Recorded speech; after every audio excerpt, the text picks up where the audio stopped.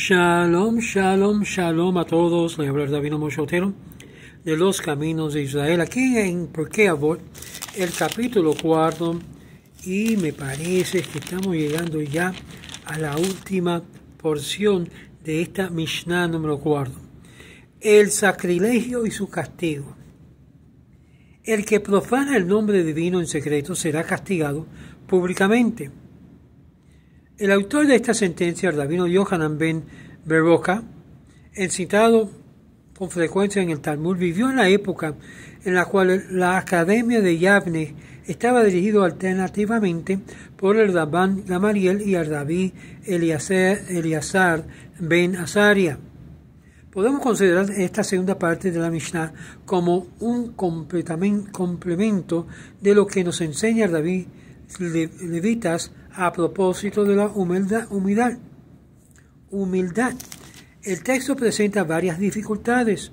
Por ejemplo, si bien podemos admitir sin dificultad que la profanación del nombre divino es una falta muy grave, nos parece a primera vista que es el acto de Hilul, profanación, Hashem, del nombre, y por su misma naturaleza es más censurable que, digamos, que se comete públicamente en presencia de dos testigos o de testigos, y en caso contrario, si lo que la Torah quiere decir no es que el pecado de Hilul Hashem es tan grave que merece ser castigado incluso cuando se comete en secreto, debió expresarse de otra manera, diciendo, por ejemplo, que el que profana el nombre de Dios incluso en secreto.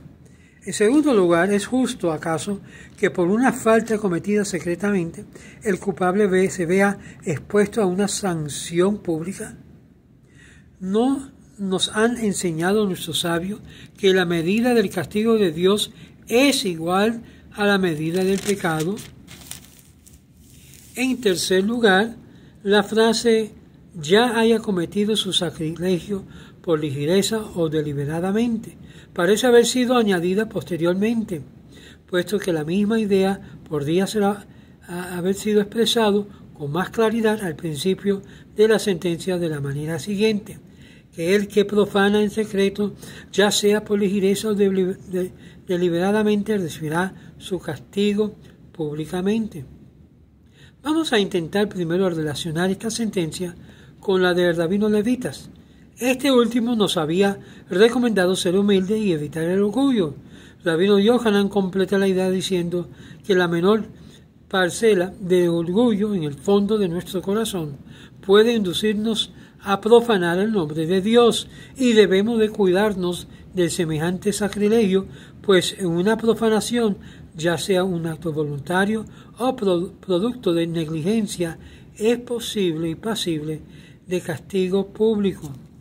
Este fue, por ejemplo, el caso de Korah y de sus cómplices. El orgullo y la arrogancia fueron los móviles que impulsaron a Korah a rebelarse contra Moshe con palabras demagógicas.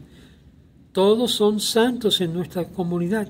Si todos lo son y el Eterno está en medio de ellos, consiguió convencer a los jefes de la tribu, al hombre de valor, y del que sublevaran contra Dios.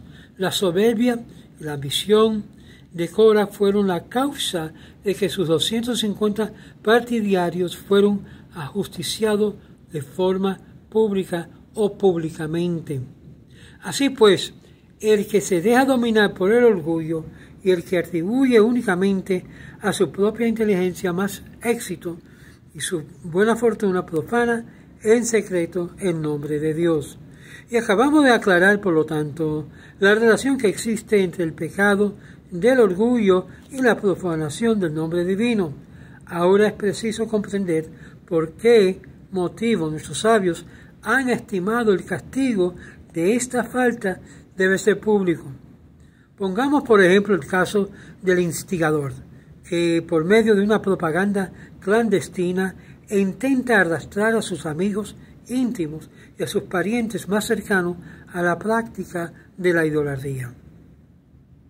¿Hay acaso algo más repelente que un hombre a quien todos toman por un judío sincero y fiel, nos incita disimuladamente a abandonar nuestra fe en un solo Dios? ¿Podríamos en semejante caso contemplar la posibilidad de un castigo secreto?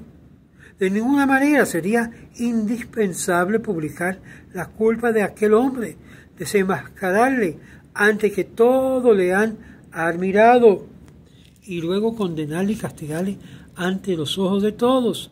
Y así es como es la justicia divina, que caerá sobre el que profane su nombre en secreto, con el fin de que toda la comunidad conozca aquella vileza. Vamos a exponer ahora la explicación un tanto distinta de la misma sentencia. Si la profanación del nombre de Dios o del nombre divino es una falta gravísima, el Kiddush Hashem, es decir, el sacrificio de todos nuestros bienes, incluso nuestra vida, para la santificación del nombre, es a la inversa uno de los deberes más importantes del judío. No obstante, la Torá nos ordena también renunciar en ciertos casos al sacrificio de nuestra vida por razón de la observancia. Solo en 3 casos, dicen nuestros sabios, el hombre debe de morir antes de cometer el pecado. Los sabios dicen, estos son los 3 casos: la idolatría, el incesto y el adulterio y el asesinato. Solamente en esta circunstancia, el que antepone la vida al deber comete Hilul Hashem, profanación del nombre.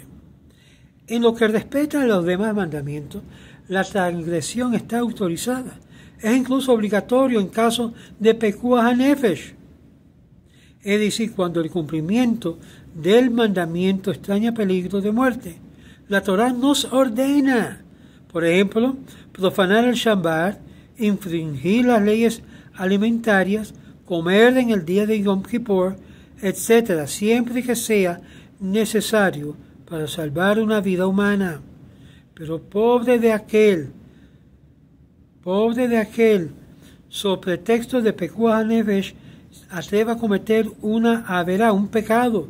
Es a él a quien se va dirigida la advertencia de nuestra Mishnah. El que profana en secreto el nombre divino será castigado públicamente, pues el que conoce todos los pensamientos secretos del hombre sabrá desenmascarar semejante hipocresía. Sea cual sea la naturaleza de su sacrilegio, ya sea en descuido o un acto voluntario, efectivamente, cuando personas toman a la ligera la profanación del nombre, por ejemplo, cuando dicen una bendición inútil, sin kavaná, sin fervor, sin convicción, e incluso cuando dicen la bendición con todo el fervor necesario, pero sin observar el debido rigor en el cumplimiento de la mitzvah.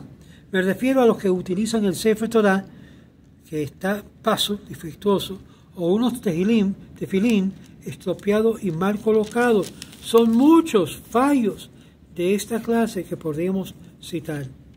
Pero las personas que profanan de esta manera el nombre divino están casi siempre inconscientes de la falta que cometen, pecan por ligereza y negligencia, y sin embargo no dejan por ello de ser culpables. También se dirige a ellos la advertencia del rabino Yohanan. Y aquí finalizamos el Pirkei Avot, capítulo 4, Mishnah 4. En el próximo veremos la Mishnah 5 del capítulo 4. Shalom, shalom y bendiciones a cada uno de ustedes. Y no se olviden de apoyar a los caminos de Israel. Shalom.